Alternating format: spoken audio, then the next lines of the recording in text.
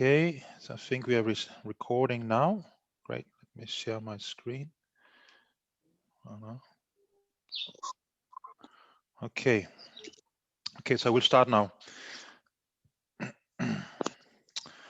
Good afternoon, everyone, and welcome to the 5th event of our Impact Investor Circle series, which was launched in November last year under the theme Improving Access to Capital for Micro, Small and Medium-Sized Enterprises in Africa, with a general and specific focus on Zambia. Zambia, as some of you might know, is aspiring to become a regional impact investment hub through the work that we are doing in the National Advisory Board for Impact Investing in Zambia, with financial support from Prospero Zambia and technical advisory services from the Global Steering Group for Impact Investing. As usual, we have a lot of ground to cover over the next 1 hour and 20 minutes. Let me start by thanking all of the attendees who have zoomed in today. I'm particularly happy to announce that we again have reached our target of having almost 100 people registered to attend today. For those of you who are unable to join a live session, you'll be able to watch the recording once it has been uploaded on the 4IP YouTube channel before the end of this week. Let me quickly present the house rules. Please turn off your microphones whenever you're not speaking throughout the entire event, in order not to disturb the speakers as well as the listeners. And please do feel free to use the chat box to raise questions, so that those questions we can't answer due to time constraint can be addressed after the event, either by email, or we're also happy to set up bilateral calls depending on the nature of the questions or comment being raised. And last but not least, remember to identify yourself and your organization if and when you ask any questions. Okay, so the agenda today. Today, basically what we are talking about during this Impact Investor series is how to get private impact capital to micro, small and medium-sized enterprises operating in Africa, especially those like Good Nature Agro, with a potential and vision for growth, not only in Zambia, but also taking advantage of the new African Continental Free Trade Agreement. These growth-oriented micro and small and medium-sized enterprises are typically seeking financing ranging from 20K, as we have explored previously with Challenges Zambia, as well as Development Finance Associates, up to and beyond $2 million, as we will explore in today's webinar.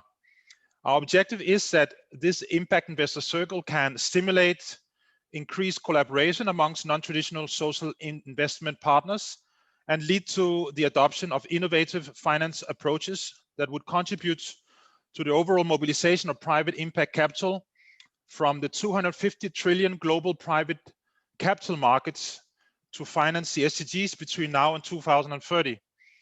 And to do so, present African impact investing opportunities to OECD-based impact investors. So as you can see on the screen, the agenda is as follows. Next, my colleague, Mrs. Denise Erkus from the Swiss Impact Investing Advisory Board, will say a few words about her new exciting venture capital fund called Prados Fund 1, which will be investing in sustainable agricultural startups in sub-Saharan Africa. After her presentation, my colleague from Impactpreneurs Africa Limited, Mrs. Unique Piri, will, in addition to presenting the strategic objective of IPA, also say a few words about the Zambian Young Emerging Farmers Network, which he founded. The core part of today's program covers two related parts. During the first part of our event, we will take you through the entire process of the recent Good Nature Agro Goodwell investment deal, from the origination to deal signing. Mr. Sunday Silongwe Jr. will present the investee perspective. Mrs. Mercy Suli-Hume will present the impact investor perspective. And Mr. Simonsa Muyangana will present the role of the intermediary in matching the two parties of an impact investing deal. The second part focuses on the overall impact investor climate in Zambia, and the session will be moderated by Mr. Hagai Chumba from the National Advisory Board for Impact Investing in Zambia. He will be interviewing the same protagonist that featured in the first part. And finally, my colleague, Mr. Simone Querki, will conclude and introduce next month's event. In order to capture and disseminate more widely the key takeaways from this event, we have decided to record all episodes of this series. So with this introduction, I'll hand over to Mrs. Erkus. Over to you, Denise. Thank you very much, Christian. So first, I want to say a few sentences about the Swiss Impact Investing Association.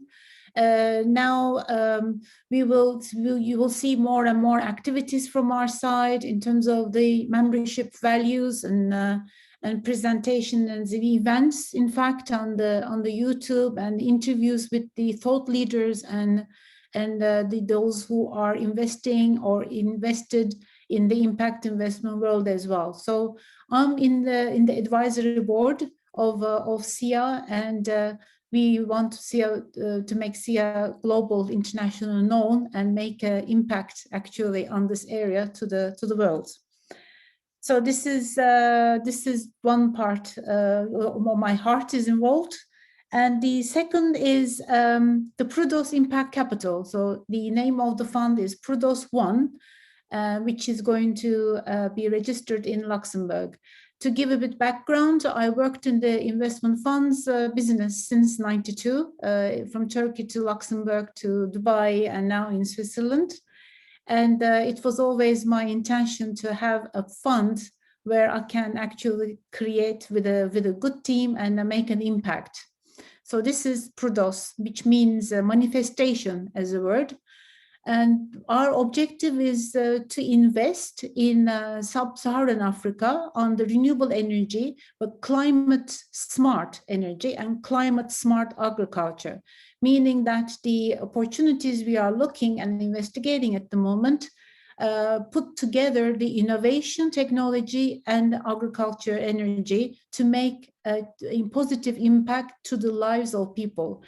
And we work with Oxford in London on the impact measurement methodology, because we want to really have a very solid system to measure impact return, as well as the financial return from the structure. And the choices for the portfolio pipeline is based on investing partly seed, partly Series A, and partly Series B level to give a balanced, diversified portfolio in terms of risk to the investors. And we will work directly with those companies that we invest to mentor them and to grow them, not only on the capital raising support, but also on the operations for the business development, so that the valuation of the company when the exit comes is also very acceptable and satisfactory for our investors. And as I mentioned, is the climate smart agriculture and energy is important for us. This is one of the main objectives. And that's the way we can create also impact to region, to Africa. And the 4 ideas now, to summarize the fund, I don't know how much time I have. So Christian, you tell me if I'm going beyond the 5 minutes. Is the early engagement in those companies and being engaged with them, not because we are in Switzerland and London, we are going to be on site with the teams there, with local partners, because they know the market. We will work with them and with the same objective, with as a co-creation for those companies for growth in their businesses.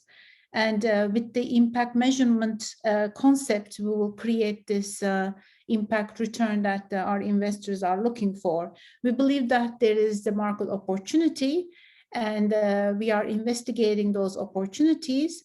And our team now, we put, you see there is myself, Denise, and Antonio Potenza. He's in London. As well as Bethany. They have the education on impact from Oxford, and they are teaching at the moment. And we have also additional people that in the team that we are searching with our network, the potential investments in those regions that fits into our criteria. And I work with Antonio on the structure of the fund, what is the best structure with the experts in Luxembourg. And at the same time, we are creating the platform for potential investors because we want to talk to them first. We want to co-create with them to create an investable and then the balanced portfolio that is satisfying their needs and their expectations from such a fund. So maybe I can share afterwards my contact details in case you have any other questions. You want to know more about the fund, then I can go through that in more detail. It is initial stages, so we don't have yet the really pitch stage for the investors. We just want to be ready with our pipeline, with our structure to be ready to go in Luxembourg, and have some discussions already with the investors, on seeing what they would expect from such a fund. A discussion, we call it co-creation. We want to create something that is going to fit them so that they can join us afterwards in a few months. So do I have more time, or I'm good? No, thank you very much, Denise. Yes, this is great. Thanks a lot. And I'm sure that our Zambian listeners, given the fact that renewable energy and agriculture is two of Zambia's most promising business sectors, so I'm sure they're very excited about the new venture capital fund moving into this space. So some of those potential future investees of your fund, Denise, will be represented by my colleague, Mrs. Unique Piri. So Unique, over to you.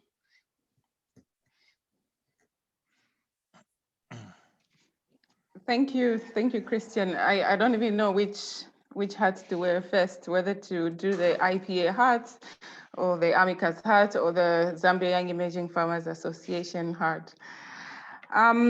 First and foremost, for those that have been watching our YouTube videos, Impactpreneurs Africa is an impact advisory firm, really whose objective is to address issues of sustainability. And we do that by offering support to the impact investment ecosystem players through technical assistance and capacity building. Our core strategic actions and activities include promoting impact investment awareness in the SADC region. We've been able to do that by working with various organizations such as We Create and the Zambia Association of Manufacturers, and by also conducting impact investor circles such as these. Our second objective also is to mainstream impact measurement and management in SADC region, basically starting with Zambia. We do that by provision of impact analysis measurement and reporting to enterprises, and also developing enterprises impact strategies and profiling the best practice impact analysis and case studies of impact enterprises in Zambia and SADC, and thereby identifying an impact enterprise from non-impact. Our third strategic objective is to raise and facilitate the impact capital here in Zambia, and we've been doing that through the development of impact pipeline by holding collaborative talks with challenges towards the development of early stage impact fund. Our fourth objective is to undertake ad hoc research and consultancies, to promote knowledge and development by building a roster of consulting firms. And, we do that by collaborating with institutions such as IAPRI, STAVA, where we've carried out impact assessment for, on their behalf. And this turns out, very well for investors who want to come in on board. In terms of the organization, the Zambian Emerging Farmers Association really was created to to develop young emerging farmers by empowering them with capabilities, business leadership, and life skills through development facilitation in the agriculture sector. So we have young people who are in various value chains spread out all across the country who are part of these organizations. It's a youth-driven non-governmental organization that is here really to drive the agriculture agenda. And we've been doing that by holding collaborative talks with various institutions, such as the Agriculture Training and Knowledge Center in Chisamba. We're also parts of the Zambia National Farmers Union here in Zambia, and other organizations in the agriculture sector. That's all I can say about ZIFA. In terms of the company that I run, it's a horticulture company, horticulture and livestock company called Amicus Zambia. It was established about 10 years ago. We started with fresh fruits and vegetables, but through some of the challenges that we were facing in terms of storage and access to funding opportunities, we've sort of diversified into the legumes value chain. We're now focusing on producing beans, which we're packaging and reselling to retail stores here in Lusaka, and hoping to spread across all parts of the country. I think that's about it, Christian. Thank you so much, Unike. That was very good and very interesting, and great to see the kind of work that you are doing in Zambia. So with this introduction, we move to the core part of today's event. Basically, what we are trying to do here is to explain a very interesting transaction that took place last year. So generally, there is a consensus among respondents to a recent impact investor survey that there is need for better communication on what impact businesses are, so that they are better positioned for impact capital, and to ensure that impact strategy is embedded in their core business operations. In November 2020, Good Nature Agro raised $2.1 million in a Series A, led by Goodwell Investments, with participation from existing investors such as Global Partnership and Finca Ventures. For the for-profit social enterprise that specialize in legume value chains, will use the funds to hasten their processing infrastructure in Central and Eastern Zambia, grow their full farm extension services for smallholders, and connect farmers to large-scale agribusinesses and food processors seeking sourcing, as well as to further their seed breeding program. This is the company's first disclosed deal since it was founded in 2014. We will use this case study to do a diagnostic of the whole process from the deal origination to the execution, which typically takes 3 to 12 months. This will allow the participants to find answers to the following questions. So we'll start with these phases here. So we'll start with Good Nature, represented by Mr. Sunday. Today, Good Nature is a for-profit, socially conscious company that links 5,200 small-scale Zambian farmers to the lucrative and high-impact market of legume seeds under their brands, Good Nature Seeds.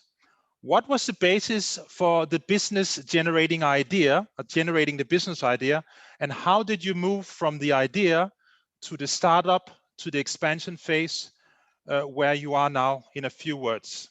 Sunday, over to you. Good one. Thanks, Christian, and thank you, everybody. It's very hard to summarize everything, but it's always nice to talk about the story.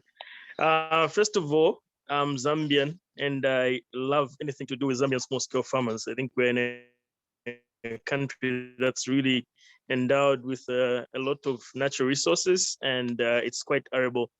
But I think if you have been to Zambia and you've been looking at the sort of the small-scale farmer profile, you realize that those small-scale farmers are part of the poorest of the poor, and they're really affected. So growing up in that environment, I sort of gathered up an impetus to make sure that these farmers can really get the best out of their farming.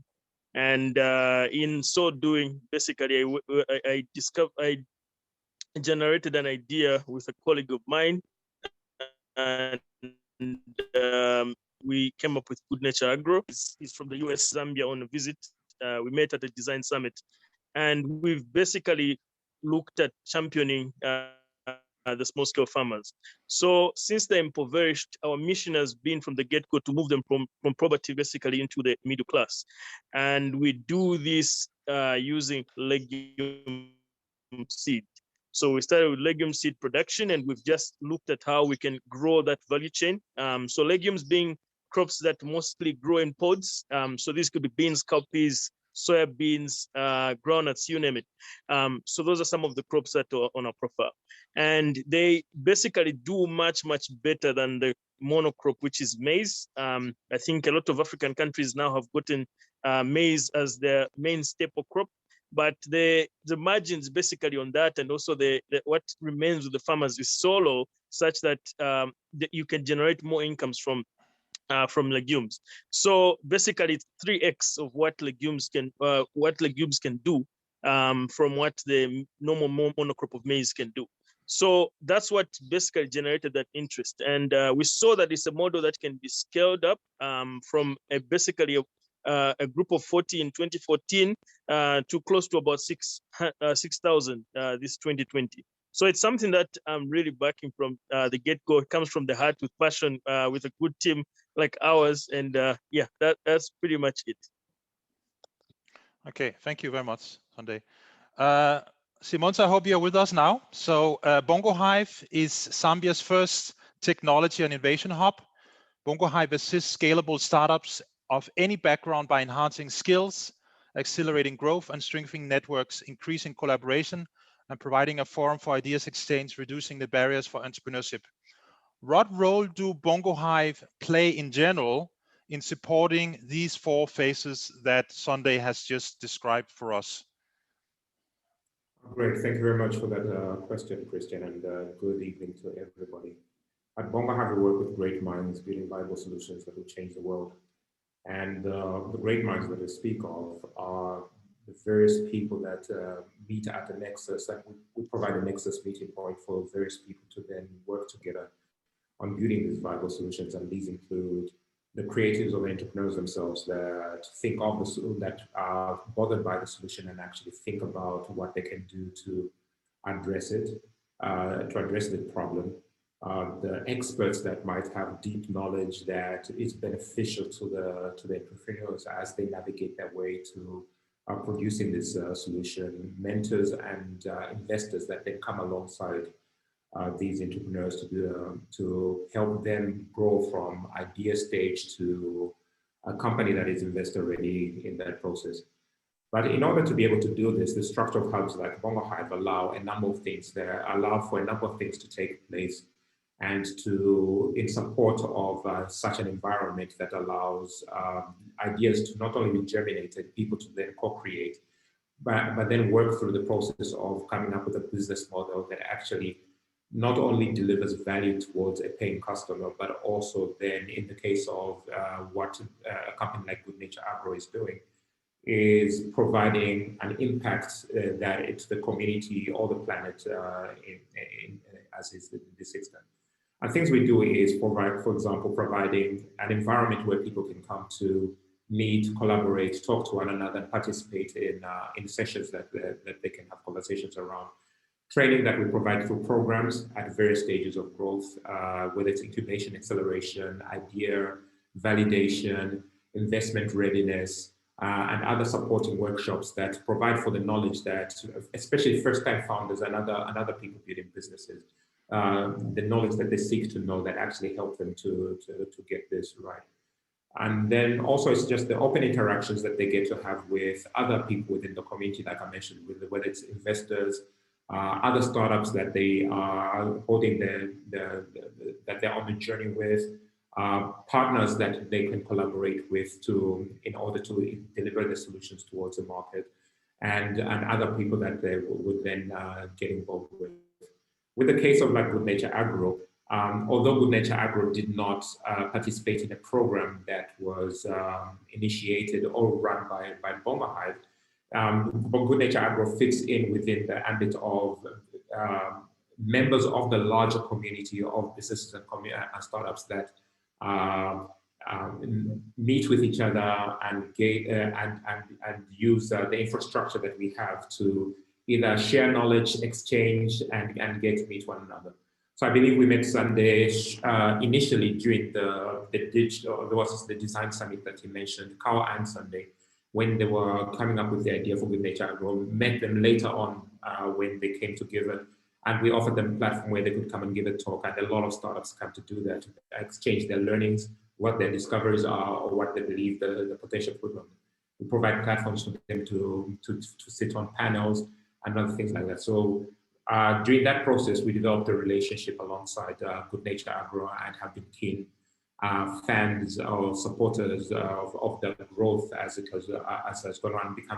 They also become personal friends with them as founders, just as we have with various founders that have either gone through our program, so that we have met in this instance. And so when it comes to the conversation that we're having today, it's the connection with investors is something that continues to be work that we get to do, and it's a balancing act for it's an act on both sides of a platform like ours, in that we meet investors looking for deal flow, and we meet good founders that are building companies that match the needs for accelerated growth that capital that they could benefit with, if the right capital was provided to them to get to the targets and the milestones that they have laid out. And in this case, we happen to know both Goodwell Investments through Mercy, who spent a considerable amount of time working when she was stationed in Zambia, working from our co-working space here at BongoHive. And we knew Good Nature Agro. So the introduction it wasn't something to spend a night thinking through. It just happened to make sense when they asked, matched in our minds from both of them. Okay, we'll get to that in the next slide. Let's move to the next phase. So basically, thank you very much, Simone. So Good Nature, again, tell us a bit about the preparation of the teaser and the process of finding the right impact investor. What methods or channels did you use? Sounds good. Thank you so much, Christian. Again, I've just switched off my video, if you guys don't mind. No problem. Because I think I'm in a bit of a bandwidth issue here. So basically, we realized that we needed to expand, we needed to grow, we needed to make sure that even our processing capacity was up to speed. So we were looking for the right partner, and in the past we've raised small amounts of capital, basically in different forms, and we've managed to basically go through with growing the company. So that's last year was our 6th year of operations, and going to the 7th this year. So that meant we had a lot of traction. We had gathered a lot of learnings, and it was good enough also to prepare a good team. So in the search for investors, we basically reached out to multiple networks, including those that had already invested in us as angel investors, and also some investment networks that we knew. And I think one of the things that you'd love, I think, putting us on this call is that Simunza is actually the person that led us to Goodwell, and everything from there basically turned out pretty well. We've gone through a number of accelerator programs. One of them was a big one called Mass Challenge in the US, which we attended. So we had been briefed a lot about how to prepare ourselves basically to be investor ready. And on top of that, we had also worked with 2 partnerships, one that was spearheaded by Prospero to basically get all our ducks in a row, basically our paperwork or accounting. And another one was done by Open Capital Associates, which is a Kenyan firm, Open Capital Advisors. So that left us with a lot to do, but also a lot to learn and appreciate and make sure that our process in getting our paperwork ready was done. So by the time that we were facing a lot of investors and basically choosing, it was easy. choosing the investor, well, it's a it's a dating situation. We've been through a lot of conversations, but I think with everybody, one thing that we appreciate is that the investors that look at impact investing, especially in Africa, do really make it easy if they have somebody on their board that understands the African climate. And it was a basic given when we had Messi on board, but we also had people that had lived and worked within the African sphere. There are multiple investors that we knocked on the doors basically and spent a lot of time trying to justify our location, trying to justify our situation, and also the kind of farmer profile, because it's not the same everywhere else in the world. So it actually becomes easy if you narrow it down to people that have perspectives that match your needs.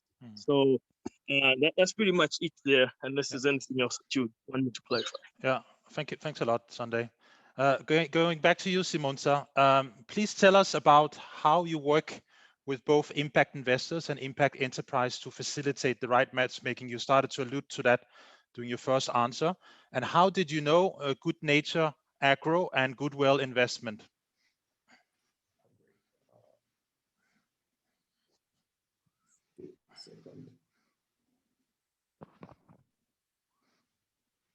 Simonsa, the question was to you. Yeah. Yes, my mic is stuck. We can hear you now. Not so good, but if you speak closer to the mic. Can you hear me? All right, great. Then that's good. Sorry, you're on mute, Simonsa. If you can just get it back on.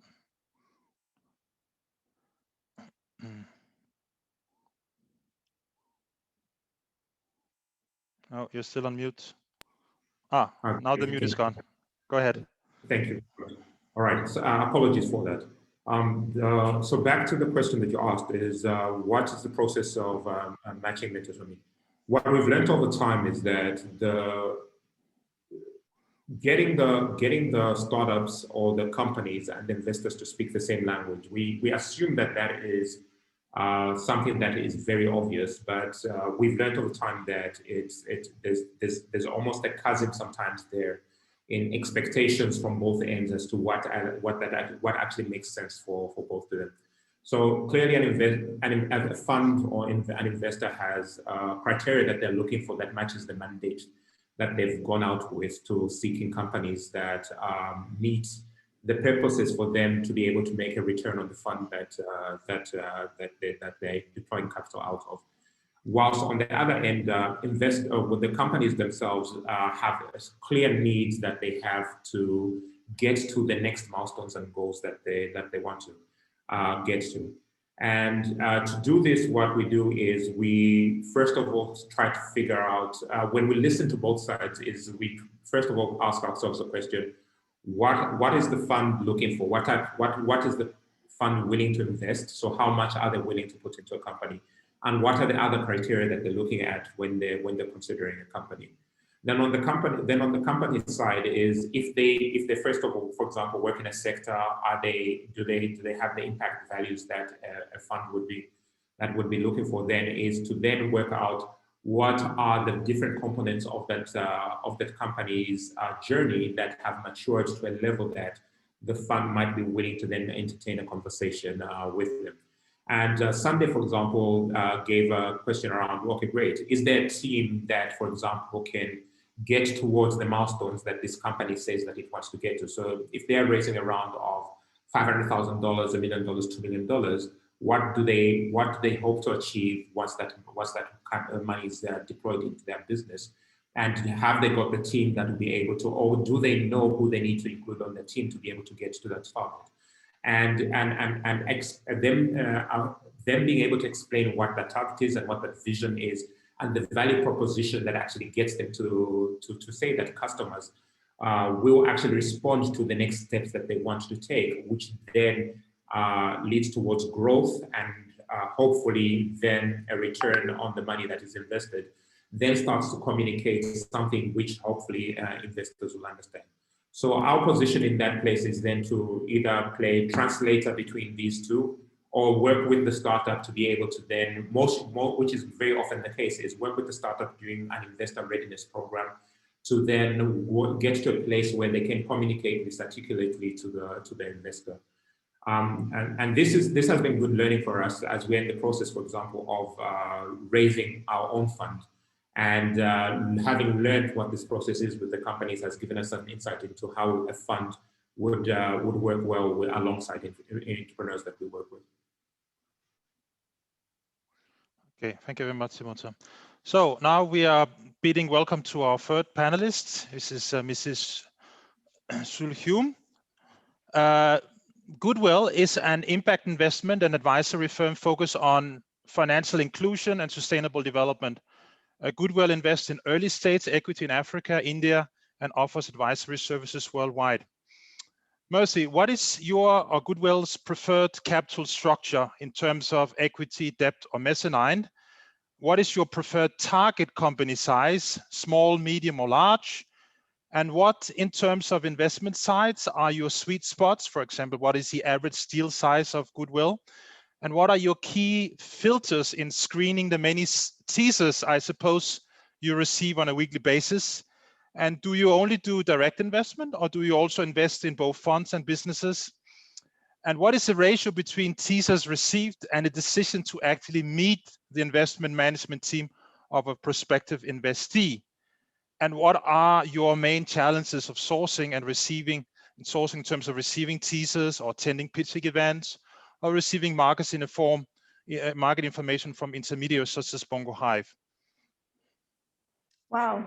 Okay, let's hope that I've written all those down and I can remember them. If not, please do remind me. Yeah. Thank you, Christian, and good evening, everybody. So in terms of instruments, we're an early stage fund that's focused on sub-Saharan Africa, as you said, and we do direct equity. But since we invest in early stage companies, we work with what the stage of business that they're at and what their requirements are in terms of funding. So we can do convertible notes as well, but with the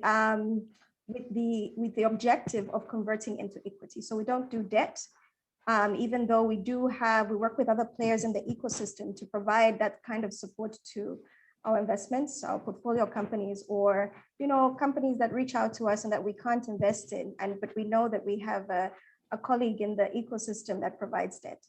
So to summarize, Christian, direct equity, and we can do convertible notes as well. In terms of sizes, again, pointing at early stage, we're looking at a minimum of $500,000, so $500,000 or euros, to about 5 million in follow-ons.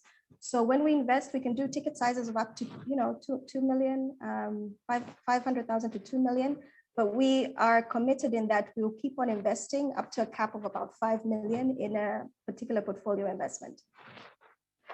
In terms of screening, we do have a mandate by which we screen by, as every investment fund. So when an entrepreneur approaches us, I think I always encourage entrepreneurs to really understand what the fund mandate is before they approach an investor, to see if they fit that criteria. And we look at businesses that are within the sectors that we look at. So those are impact sectors. How we designed or came up with these impact sectors is we looked at the key sectors that a household in sub-Saharan Africa spends their money on.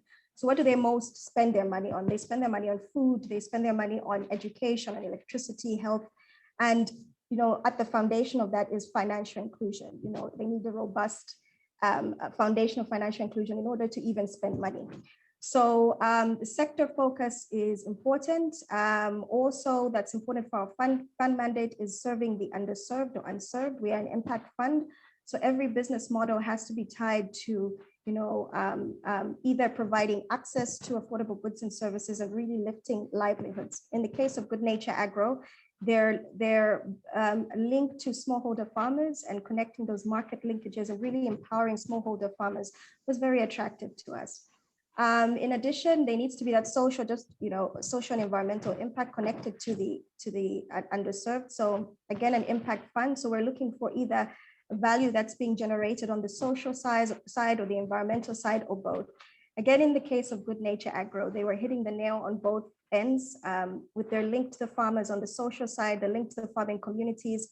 And then on the other end, legumes being very environmentally friendly as well, and climate smart was also very attractive for us. We look at geography. We only invest, Sunday alluded to that earlier, we only invest where we have teams on the ground who understand the context, who have local networks. And so, the entrepreneurs or companies approaching us need to be in the geographies that we are active, and we have an active team on the ground. Stage of financing, early stage, post-revenue, we also look at the team. I think both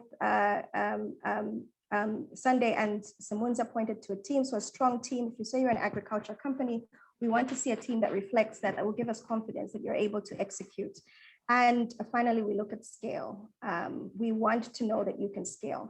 So for markets such as South Africa, Kenya, Nigeria, it's fine, if you have a strategy as a company to capture the market within those countries, because there's a huge market size there. But if you're from a country like Zambia, we would be looking at a company that has ambitions to scale within the region and really service customers across the region or across Africa or even across the continent.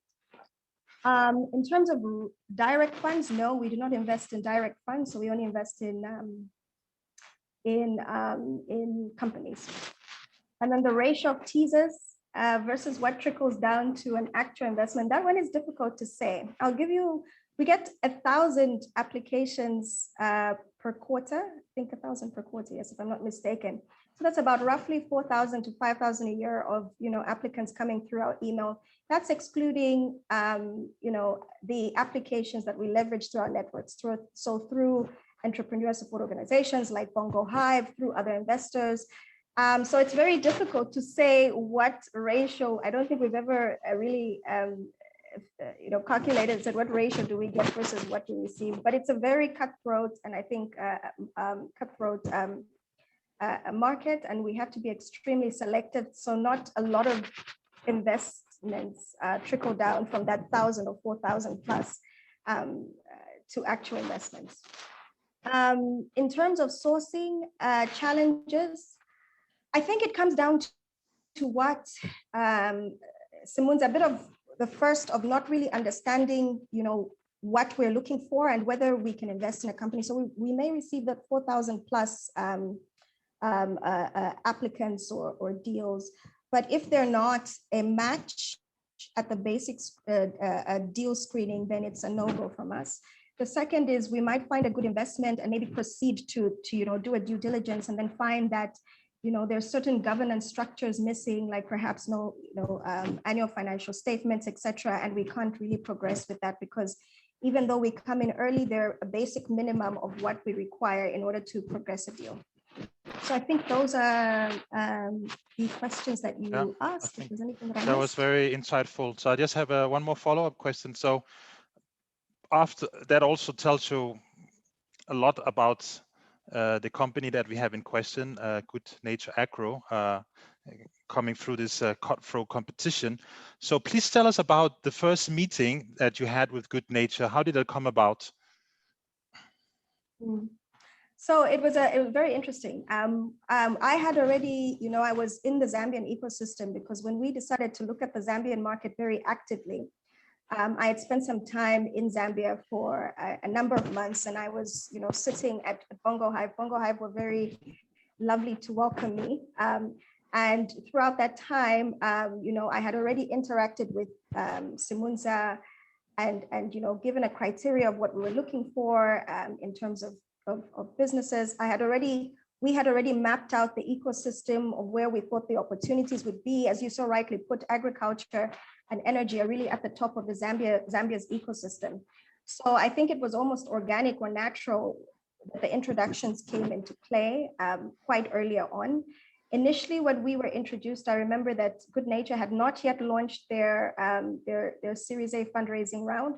But as an approach, for our firm, we do like to keep that relationship warm, to continue to connect with the entrepreneur, to continue to monitor the business, and as it grows, that's very important for us because this is a long-term relationship. We do patient capital that's over a 5 to 10-year horizon. So it's really important for us to get along with the entrepreneur and to really feel convicted by the entrepreneurs. And so during that period from the initial contact, we didn't go straight into investment. There was a bit of time of engagement And it was almost amazing. Sunday would tell you that at the same time, I think both Sunday and his co-founder Carl had traveled to Kenya, so they got to interact with our Kenyan colleagues as well at the same time. So just as we were, interacting with them, getting to know them better, I think they were also getting to know us better, which is an important point that I like to give to entrepreneurs as well. Is just as much as the investors doing due diligence on you, you need to be able to do due diligence on that investor to ensure that it's not just the capital you're getting, but other value adds, as well as, is this a type of person that you can have conversations with, not just when things are going great, but when things are, not going as planned. And I think it's very important to determine that through the engagement. Yeah. And as I say, it takes two to tango. So Sunday, could you just tell us very briefly about the first meeting from your perspective? How did that come about? Sure, sounds good. I think much has already been said by Messi, but I think it was nice to say. I think besides thinking of investors as just a class of people that you can talk to for money, you have to get to know the people behind it, like Messi said. You have to know their personalities. I think one of the things that we were really excited about Goodwell is that they really have a good team, not just Messi, but everybody else on board. They are really supportive. They try to get to know you more beyond just the work that you have. So they get a little bit, I wouldn't choose personal in the sense that it borders privacy, but in the sense that, they want to know more about what you do, what your ambitions are, what your aspirations are. And that was quite exciting. So the first time I think we physically met Messi was actually at one of the platforms called ICA. And we had been talking before that. We talked on phone and we talked on email. But we had a meetup and basically talked about what we do. And in most ways, I think being a startup, you would want to sort of pitch away as much as possible what you have. Like Messi said, we were not raising at the time, but we had that thought in our horizon. So we're really trying to put ourselves out there.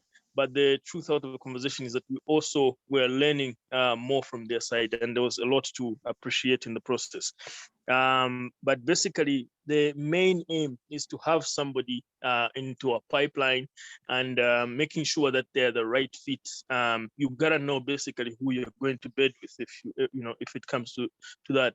But one exciting thing is that they really have a great team and they really have a good strategy behind what they do. And to add on top of that, we, like Messi mentioned, we were in Kenya, we met their team, which was very invested in understanding the agricultural climate for Zambia and also just for Southern Africa.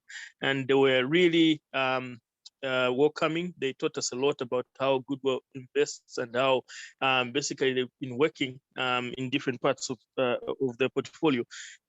So that's exciting. So for me, that is one thing. I think the highlight is that you have to go beyond just pitching your investment. You have to get to know what the investor is about. You have to really understand their profile. And same thing for the entrepreneur. You really have to put yourself out there, talk about reality, and make sure that they understand. And when it comes to the investment, it becomes easier also to sort of tell your story and get them to see what you have. You open up your room and basically see, they get to see and get to know you. Okay, great. Thanks a lot. So meeting for the first time is, of course, just the beginning of a very long journey. So let's go on to the next stages. Going back to Goodwell, did you visit the production site or did you watch the nice videos which they have produced of the company? Very briefly, Mercy, just. Yes, so we were very blessed in that we visited as part of our due diligence, we do 3 parts. We do desk research, which is, sources, internal sources from the company and external sources. We do interviews and we have to do a site visit. And particularly important for agriculture, which also has ENS issues or ENS matters. So we were privileged to travel to Zambia. The managing partners and I and another colleague traveled to Zambia just before COVID hit, and to Chipata, Zambia, to see for ourselves what was happening. I think that it's very difficult sometimes to understand a model and the way things work theoretically. You definitely have to go on the ground and see it for yourself. Yeah. how many days do you on average spend calculating financial returns, carrying out sensitivity analysis, stress tests? And is there any difference between an investment of, you said, $500,000 versus an investment of $2 to $5 million? Briefly again. Well, it also depends, really, it depends on the financial model. It depends on the complexities of the business. Looking at financials can take anywhere from a couple of weeks to maybe a month or two, because sometimes you really have to understand the underlying assumptions. It depends on how complex the business model is. So simpler, straightforward business models that we've had a lot of experience in would take shorter amount of time. And in geographies where we've made investments and we're very comfortable. And then as you start to go into sectors or different geographies that you haven't, it takes, or more complex business model, it may take even a month or two, depending. Okay. And sorry, Christian, there's also a lot of there's also definitely in that process, a lot of back and forth to understand. Yeah. Sure. What are the key variables or the key determinants in negotiating the deal price? And also, if I can add, so you can answer both questions in the same answer. What are the key considerations behind the deal structure that you need to take?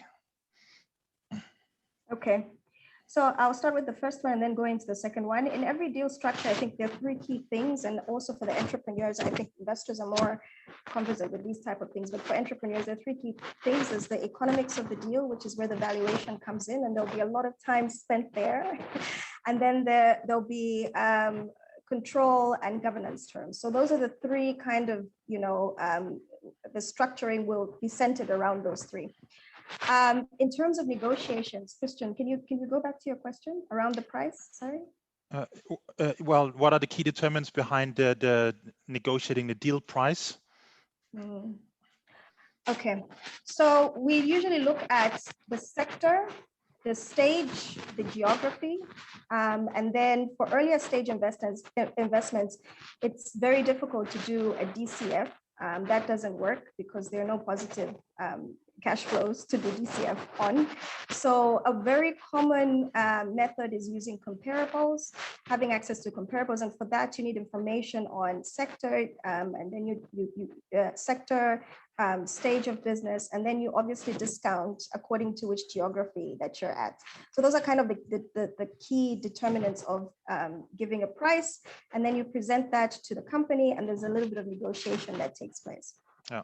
Sorry, Miss, I think you just need to get your microphone. I think it's going against your, it's making some noise. Sorry. Okay, Sunday, what was leading negotiating from, who was leading negotiation from your side? And since this was your first deal, how did you prepare the negotiations? Did you get any support from intermediaries? How did you enter? Thank you, Christian. So I have two other co-founders. One who is the current CEO, Carl Jensen, and the other one who is also our board chair person, and she's based in the US. Her name is Kellen. I'm of the three of us, I'm the least financing person. I'm more of the people. Oh, sorry, Sunday. I think we lost you there. Person, so they really tackle a lot. Of course, it's team effort, and I'll tell you, I think we've got a good finance team beyond those two. We've got two other Zambian guys that are really good at their finance etiquette, and those really helped us in that. And they were really the first when it comes to most of the deeper conversations when it comes to that. They're talking about the deal. Messi mentioned about justifying, your sort of your valuation, and it's not as easy. When you're an African company, especially based in Zambia, looking at small-scale farmers, there's not so much to compare in as much as it feels like it's a bucket. So we had a lot of back and forth in that sense. Who helped us to sort of get there? Like I said, I think previous to the prior to the raise itself, we had been working with sort of advisors, and I mentioned open capital advisors for an earlier raise, and also we had gotten some sort of pro bono advisory from one of the firms in Zambia, but orchestrated by Prospero. So that was that. But for most of the journey into the actual work I think we got a lot of internal help. So like I mentioned, the team is quite ready, and they really came in and helped where they could. So we have a bit of that. So we didn't get a lot of external help, except for reference purposes and a bit of advice here and there inside the raise. So I think that's pretty much it from that front. Maybe just a quick question to you, Simonta. Does BongoHive provide any form of capacity building when it comes to due diligence and how to do these kind of negotiations? Is that part of the curriculum that you offer your clients? In our investor readiness program, we provide an introductory stage. We introduce a lot of startups to the early stages of what investors would be looking for. And we do this by not only taking them through a structured learning process in which introduces them to not only the stages or the documentation they need to prepare, but there's financials, what they need to put in the deal room, minutes with regards to governance, how they actually run board meetings and things like that, but also inviting other partners, including investors, to come in and participate as coaches, mentors, so that they can transfer some of that experience and knowledge that they have from experience directly towards the companies. Mm-hmm. Okay, great. Thanks a lot. Mercy, since Goodwell is operating out of South Africa, did you work with any local consultants to help you with the due diligence preparation? Not at all. I think we have a very robust internal capacity, and also because I'm Zambian, I already understand, the dynamics of the market, etc. We have experience with making agriculture investments. This was not our first agriculture investment. We did not leverage on any external consultants. We do in situations where we feel we cannot, we do not have the internal experience when making a particular deal, for example, in a brand new sector. But in agriculture, this was not our first investment, so everything was internally done. Okay, thanks. And Sunday, what was the process like, and how stressful was it to be subjected to all of these due diligence interrogations? Yeah, that's a good one. To be honest with you, I think we had opened up our learning tentacles and just trying to get as much out of the process as possible. As you may know, I think last year hit us with a bit of COVID and a few other, internal sort of economical issues as a country. So that didn't really sit well with the whole investment process. It took a bit longer, but it was okay.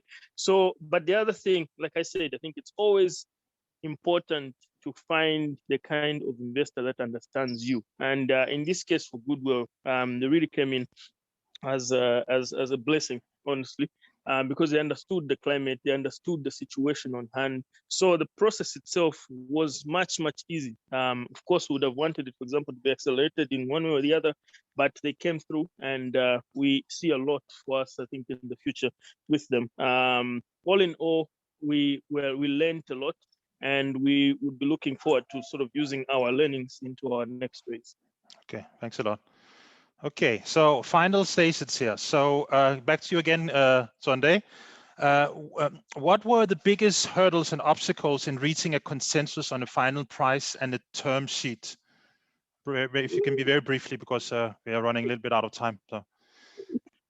Yeah, I won't review much there, but like I said, I think it all borders back to sort of the valuation and justifying that, and making sure that we're getting the better part of the deal. On top of this is really understanding the terms given, and there's a lot of back and forth in there. I think it pays to sort of have a team that can help you review, not only yourselves as entrepreneurs. So we had a good advisory team in the background, also people that have previously sort of invested. And then it also pays to make sure that you have a team internally who are also ready to understand what you're planning for the future, and also ready to answer some of the questions. So there are a lot of fine lines that need your eyes. You need a lot of patience to understand what you're getting into, And in one way, it's quite exciting. I would use the word addictive, because you want to raise over, but it's an exciting process. And I think you just really have to get all your ducks in the row and make sure that you close the deal. So yeah, I think the major hurdles was that time to understand the whole paperwork, to justify the sort of the valuation, the whole of that process. But all in all, it closes and you have great partners. Okay, thanks a lot. Mercy, Sunday, he mentioned there was a lot of back and forth. So did Goodwell have to make any adjustment to your final price offer based on your due diligence findings?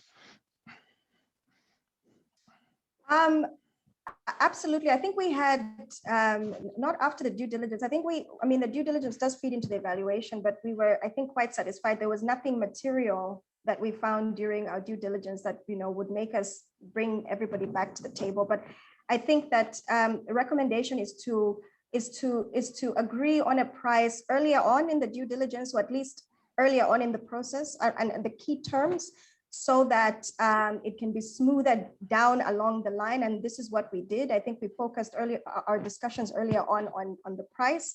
It was a lot of education on both sides, the back and forth on really justifying and taking each other through, both of us, through why we were presenting this offer and why there was a counter offer, etc.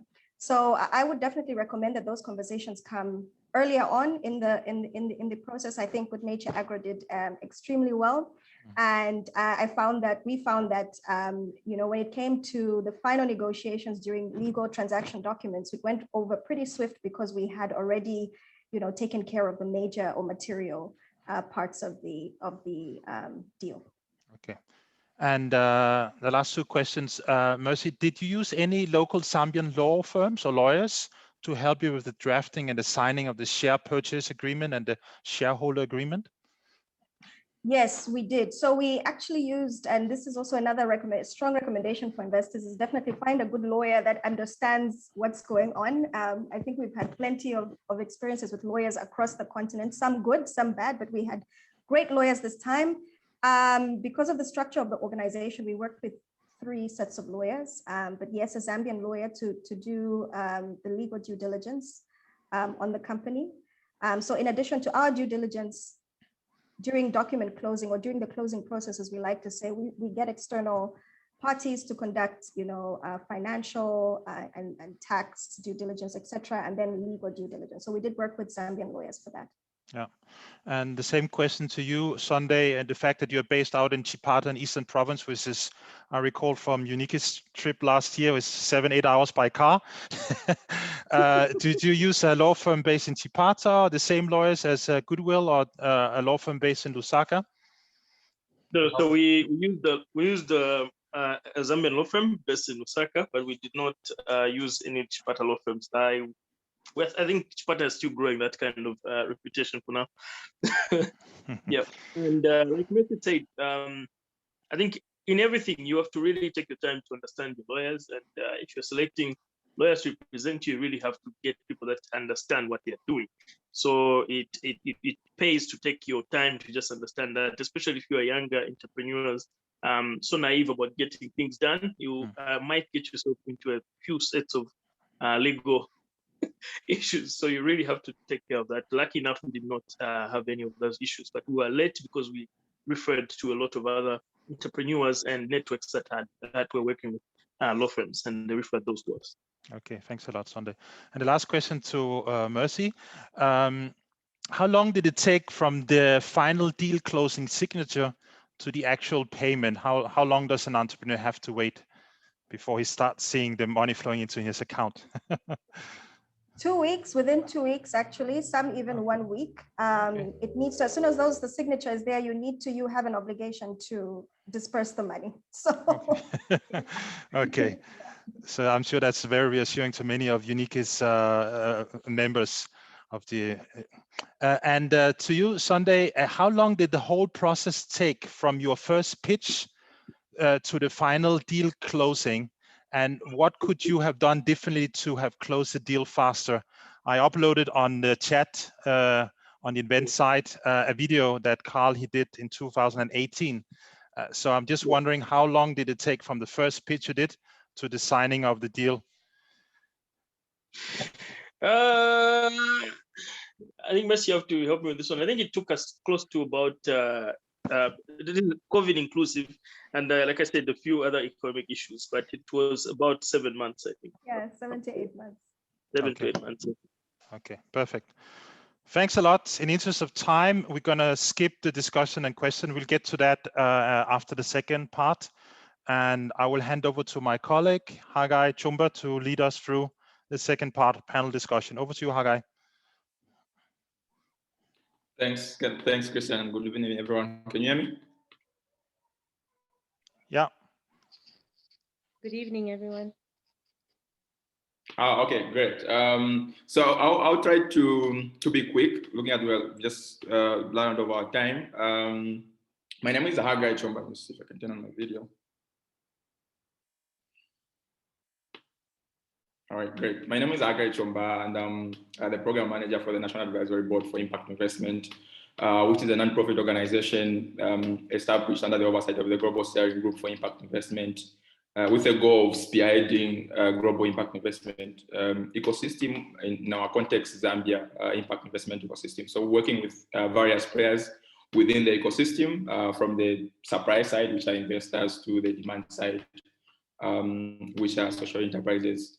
The key thing that we've seen over the past few years is that there's considerable interest and around impact investment, both in not only in developing countries but also in developed countries. But there's little data available to sort of guide businesses, policymakers, as well as social enterprises in terms of how do they strengthen the impact investment ecosystem or attract impact finance, as well as build impact economies. So attracting impact investment, generally from our experience, we found that it really depends on many things. One of which is raising impact investment awareness around existing opportunities, and also changing the investor perception and building a commitment to impact investment. And this is one of the key areas that the National Advisory Board launched later last year, an impact survey, which just aims to collect information from fund managers and also asset managers about how they perceive Zambia as an impact investment location, both from the context of awareness of impact investment opportunities, but also to the commitment and also to the perception. So in this discussion, I would like to just ask a few questions to the panelists, Sande, Messi, and Simunza, just in a more broad sense, in the ecosystem level, in terms of, and these are some of the questions that we've been asking our investors in our survey, about how you see Zambia as an impact investment location, and also outlook for Zambia as an impact investment location for impact investors. So maybe the first question will go to Sande, and speaks to COVID. I think you mentioned a little bit earlier in your answer that I mean, COVID has disrupted a lot of things generally, and investment space across geographies, and Africa is no different. The reports so far, I was reading some few reports over the past few weeks, UNTAD, which estimates that impact investment flow to Africa might have to decrease estimate of last year. But also we're seeing a lot of interest, agency around governments in terms of how do we support an impact-led recovery. How has COVID-19 impacted your organization or the sector as a whole as it relates to challenges and opportunities? Sounds good. Thank you so much, Hagar, for that question. So COVID-19 in its entirety, I think, speaking from the last conversation, it just slowed down a bit of like our investment process. So you could sort of count that as one challenge. I don't know how widespread it is with other startups, or should I say other businesses that are looking at raising. So that's one. But in the sense of the sector itself, COVID-19 has not really impacted much of the agriculture sector in a big way. I guess it's boiling down to sort of the human capital, how it affects people, the actual farmers who are producing. And I think there's no conclusive paperwork on that or documentation on that that's proving that in our sector the current.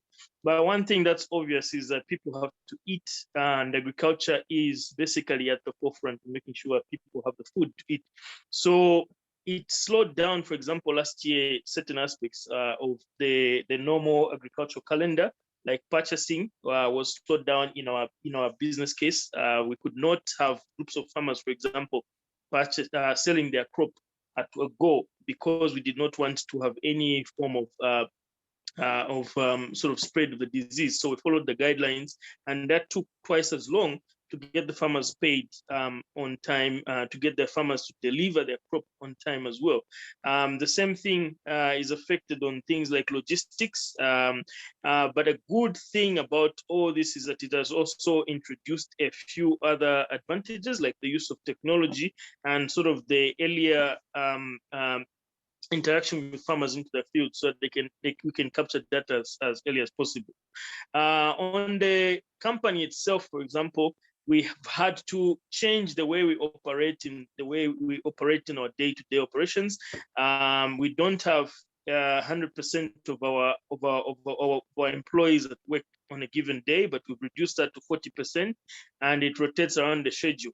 So most of the work is done home, but that's only for office-based employees, and then everybody else in the field, we just lessened the way they interact, and basically they're mostly sort of innovating around extension, making sure that they can reach small groups of farmers, capture as much data and lessons to spread with the wider group, and using platforms like WhatsApp and also a few other platforms to sort of share their learning. So for example, if they find a problem in the field, they can share it over the platform instead of bringing the farmers to one place. So in a way, it's really been a challenge, and in another way, it's also inspiring innovation to sort of see how we can better the process of operation. So that's about it.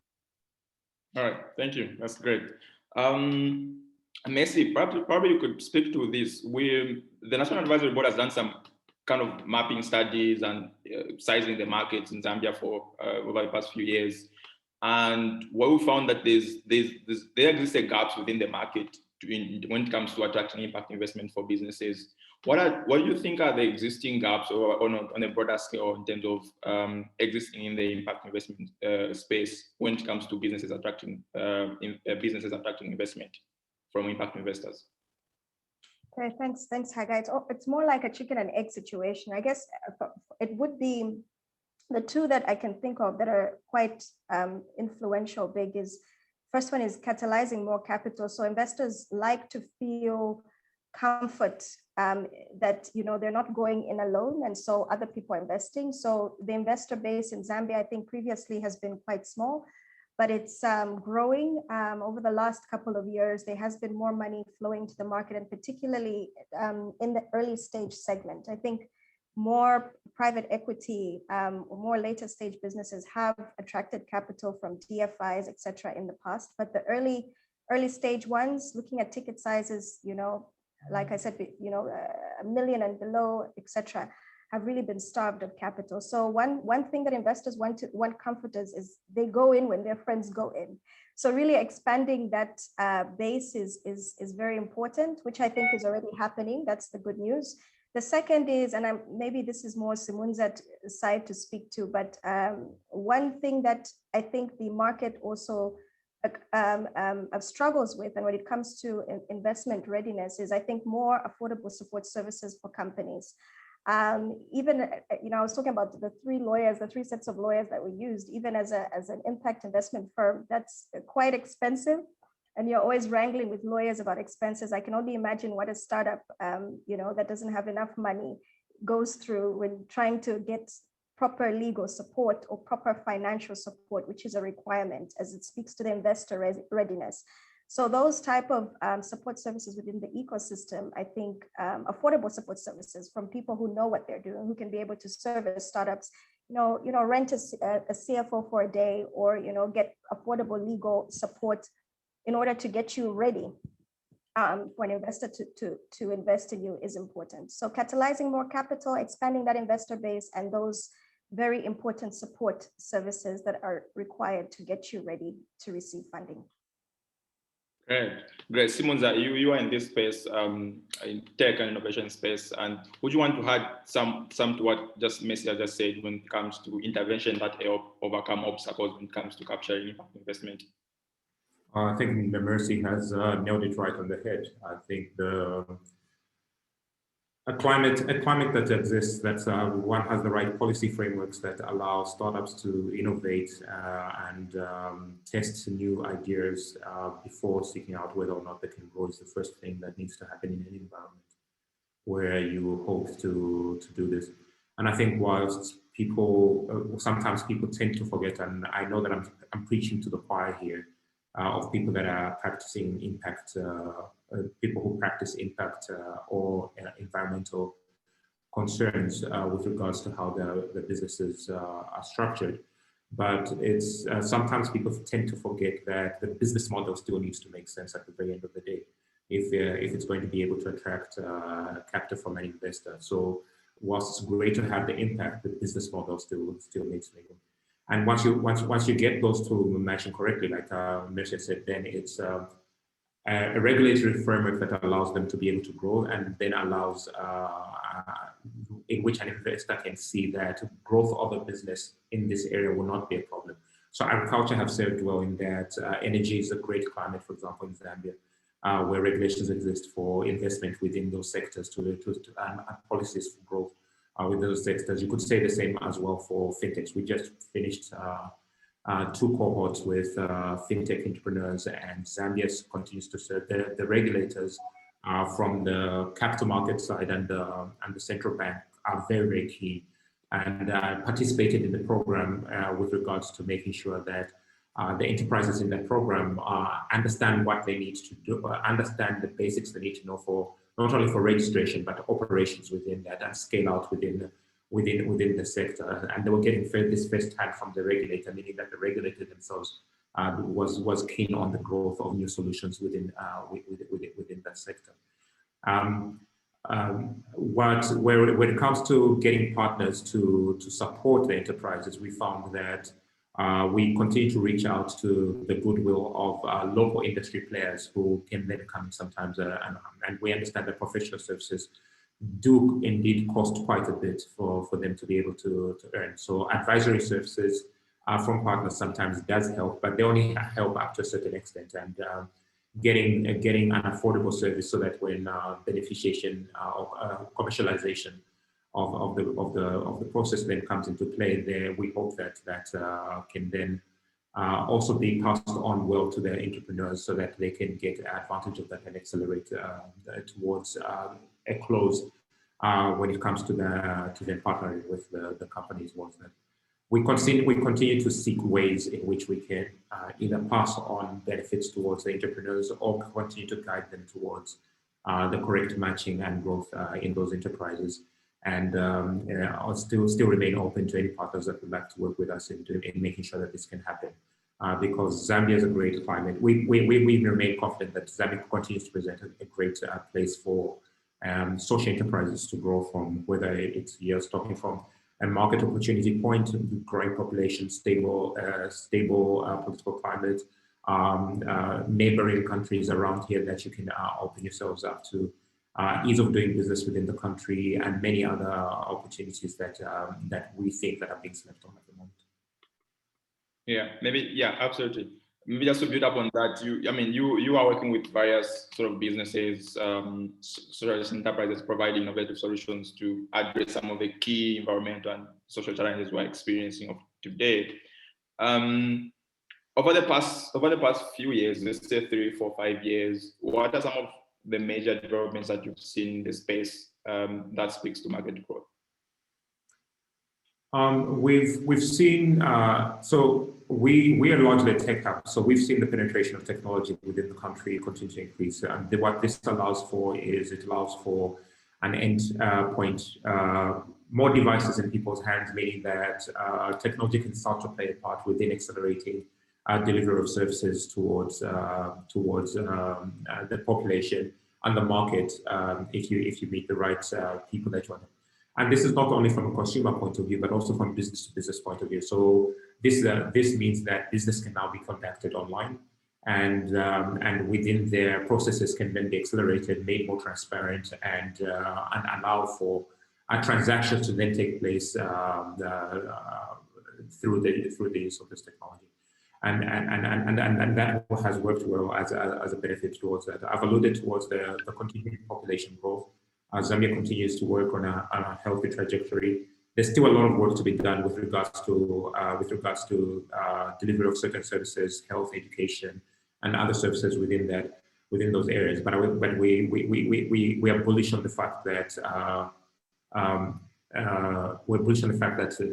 the growth of penetration of technology can then be used as a catalyst towards making sure that these services then get delivered to the endpoint, and also at price points that can be afforded. If we can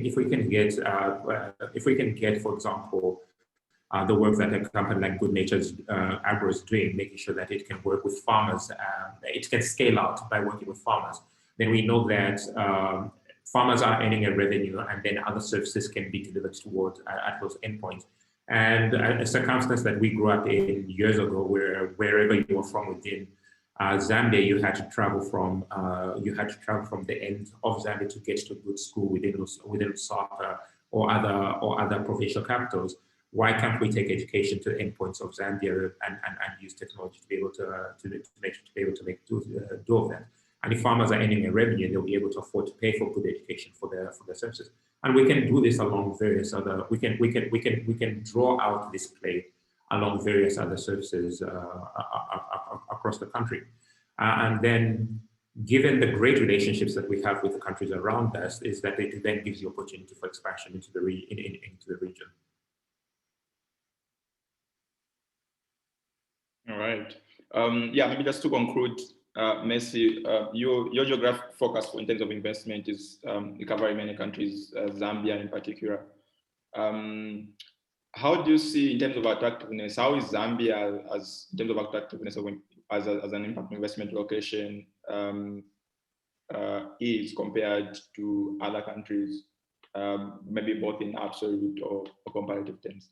I feel like Simunza really answered this question very well, and just riding on what he said, it's extremely attractive, which is why we've invested.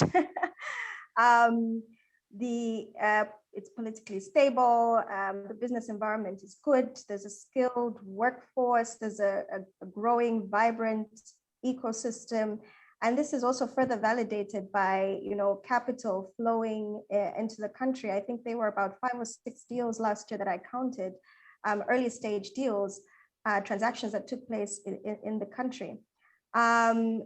There's a rising population, even as a market, there's a rising population in terms of population growth, of people willing to spend money at the emerging middle class. It has all the recipes ready for to pump into the ecosystem.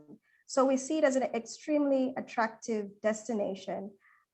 We don't even like to talk about challenges, because as an investor, you always take calculated risks, and the risks in Zambia are not unique. These are the same type of challenges or risks you see across the continent.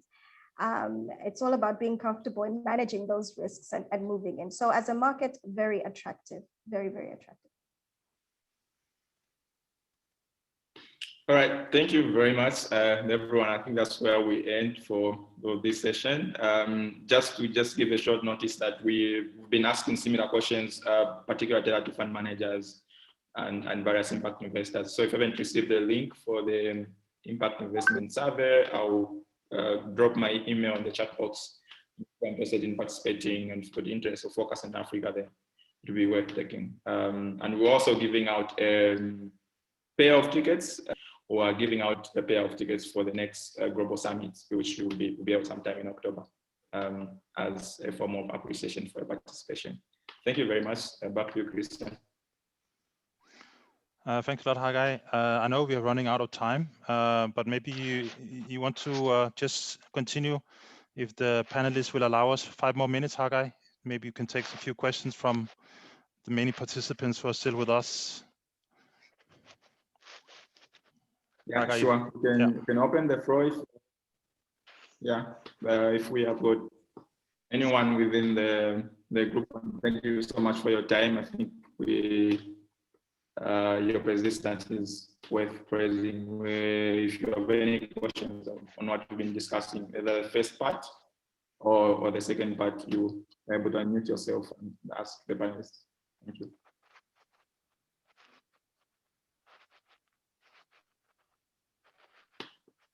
All right, I'm just checking here. Okay, I'm just seeing messages, Christian, in the chat box. Just people saying a question. I think Tiffany has a question. Hey guys. Yeah, I mean, I've met most of you. Obviously, most of you are very familiar with my colleagues, Deb and Emma. Fascinating discussion, and obviously it plays a lot into what we do because we work more on the growth stage, and of course we work with Good Nature. And sometimes we've chatted before, but I was just really interested in what you guys were saying about the professional services. Obviously at growth stage, it's slightly more likely that it's a more absorbable cost for the SME, but as we all know, most of the time the reason they're looking for funding is because money's hard to come by. I'm just wondering about a large portion of what we do is to help SMEs understand their investment readiness gaps so that they can remedy some of them themselves. But obviously, from professional services are going to be required. They're going to have to tap in at some point. And so my question was about whether or not you think it has helped shape the scope of external professional services and reduce the man hours. I mean, I was even having a conversation with WCAP this morning around governance costs. And, you know, without donor funding, they're they're not virtually inaccessible, but I was talking about if you have a very targeted scope, you can reduce your man days, which reduces your costs. So just from your experience, because it's definitely been ours, a lot of the time SMEs don't know what they don't know. And they do have the skills and capability, just maybe not always the time to address it.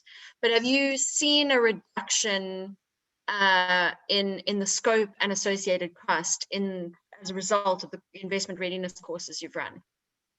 All right, yeah. So our experience has been that the earlier, just like you have well explained, is that companies at the early stage definitely need more help than those at the growth stage. Not only from the fact that those from the growth stage might be able to afford them, but also from the fact that this is a stage when, especially when they're just starting off, this is a stage when they usually don't know what it is they need to put in place that would be required from them to then make a convincing case towards an investor. Or in that case, as they're negotiating, what are the things that they need. So a good education helps them to understand that. A good education then helps them to get through answering some of those questions correctly, or putting that plan in place and then saying this is what we need to put forth, so that by the time they get to a place where now they start to bring things, they start to bring in the professional services.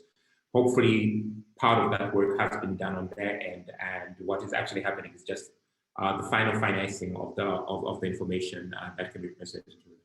And entrepreneur support organizations, whether they're incubators, accelerators, investment readiness programs, or other providers, would do well to then provide that support if they can do that.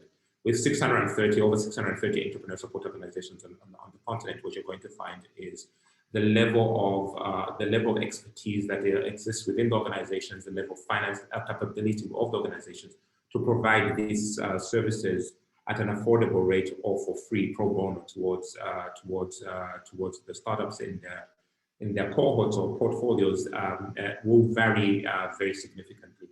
And this is where partnerships also lend themselves significantly towards the company.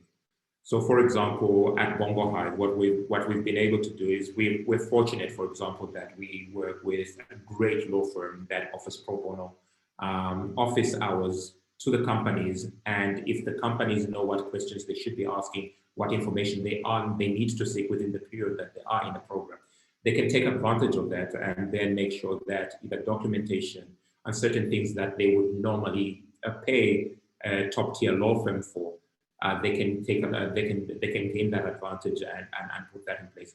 We do offer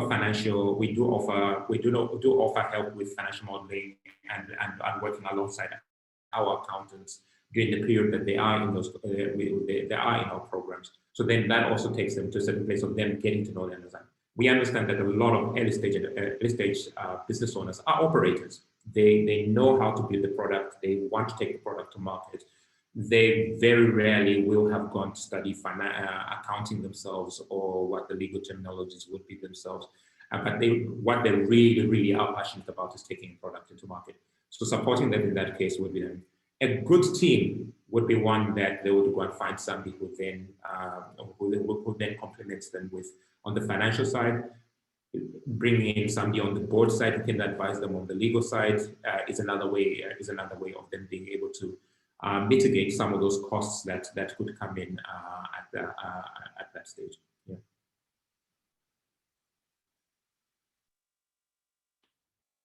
Okay. Thanks, Monza. I think we've got a hand from Calvin Stangara. Yes. If you can be brief and concise. Okay, thank you, Haggai. I think my question might be angled towards Mercy. Thank you for sharing about this deal. I reckon it might be great to even have like a case study just to get an appreciation from all angles. I think I was just curious to find out how the security cover was structured around this deal. Maybe because I just Googled Good Nature Agro. I was also getting an appreciation of the business model. So I just had a few curiosities around it. I don't know if I've missed it. Okay, thank you, Calvin. I'm going to ask a question, just a clarity. What do you mean by security cover? Okay. In terms of course, did the investment require any form of like collateral or anything of that nature? Okay. No. Collateral is debt on the debt side. So if you're getting debt, and again, looking at impact investing and looking at even on the, I think it's a very strange request for early stage startups seeking debt from impact investors who ask for collateral. So if you're an entrepreneur listening to this, please, that's not the investor for you. So with equity, there's no collateral. With impact debt providers that we work with, that we've interacted with this in the system, there's also no collateral. And they're more flexible terms because of the nature of the sector. They want the business to grow. So I think a short answer to your question is no collateral. None whatsoever. All right, thanks. I've seen another question in the chat box from James. It's an open question where the impact being an important objective of investment, how structured is the process of impact evaluation, and is it usually a process unique to an investor or based on industry adopted methodologies? Mercy, would you want first to have a go at that? Sure, I can jump at it. So no, I think with impact measurements management on the continent right now, actually globally, there's no consensus on standards. There are frameworks that everybody pulls from, like Smart Campaign, UNPRI, the GIN, etc. But every investor customizes or tailor makes that to their mandate, what they're looking for, etc. And they define kind of those parameters. When it comes to early stage, so the first half of your question, when you look at later stage companies, you can include the impact, outcomes or impact into your valuation discussions using your social return on impact that leverages on, DCF, etc. And then you can tie that into pricing your startup or negotiating based on that. On the early stage investments, which is where we play, it's very difficult to connect the dollar amount of your investment to a specific outcome. It becomes very murky and very tricky. And so for that case, we don't do that. We don't necessarily tie, impact outcomes to pricing our valuation. But it does form, just on that point, sorry, James, thank you. It does form part of the assessment, because when we are presenting the case to our investment committee, because we are an impact investment fund, we need to also demonstrate that this company, in terms of their track record, has and is contributing to social impact. And there are ways, again, using Iris and Jin, that KPIs that you can use to demonstrate that. But feeding into pricing, no. Okay, that's great. Very helpful. Thank you very much.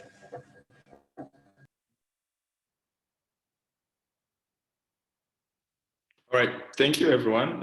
I don't think we've got more questions, and we've just run out of our time. We will end here for today. Thank you, everyone, for participating.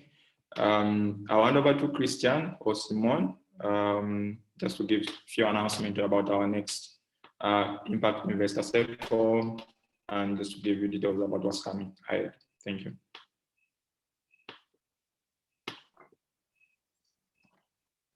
Yes, of course. Simone, are you here? Thank you. I will start by thanking you all for participating. And now, while introducing the next event, I would like to focus a bit on Zambia challenges. So here in Zambia, there's an increasing number of companies that are not investment ready, even if they're looking at solving societal and environmental challenges. And there is quite a big lack of local impact investors and of intermediaries as well. This is much of a problem. This is a big problem because it tends to create high transaction costs for foreign impact investors, and these costs will translate into different preferences. And the preferences I'm stating are preferences for higher investment amounts that in turn can create a mismatch with demand, because investment amounts needed are much lower. And we also have to notice that investors that are looking for big ticket investments are much constrained on the amount of capital they can supply. So Zambia lacks investment opportunities for big scale capital. And this is a big issue, as well as a lack of transparency between SMEs and investors.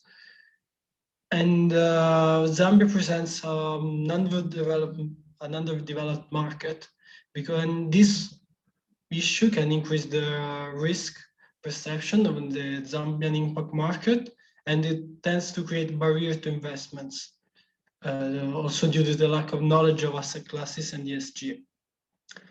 And the supply of impact capital in Zambia is growing and can complement public spending and official development assistance by utilizing private sector capital and skills to reduce the vulnerability of Zambia's economy to external shocks, and as well as addressing socioeconomic needs.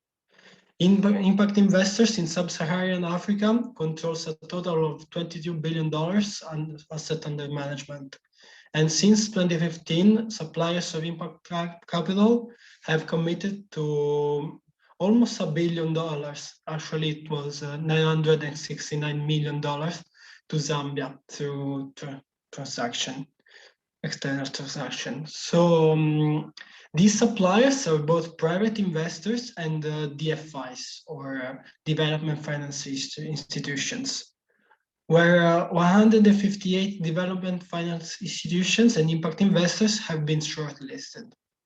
So actually, given commercial banks' inability to support the impact sector, we have decided that next month we will take a closer look at the important role that DFIs play in the impact investing ecosystem in general, and in supporting Zambia's emerging entrepreneurial base in particular. And this will be done with a particular focus on two multilateral DFIs, that are the African Development Bank or AfDB, and the IFC from the World Bank Group. And we will also have two bilateral European-based DFIs that are the CDC Group and the Danish government's investment fund for developing countries. That is also known as the AfCFTA. So, okay, for the last slide, we once again would like to thank you for your participation today. And we want to remind you that the event will shortly be uploaded on 4AP Group, as well as IPA and also BongoHive's YouTube channels, for those of you who wish to watch the presentation again. And please do share the presentation and the event with your impact investor network if you found it interesting and sharing worth it. Should you wish to further engage with the organizers or the panelists, please do reach out directly to us using the contact details above, or the contact details that you can see on the slide. And all that remains to say is to wish you a happy, healthy, and successful time until we meet again next time. And see you soon.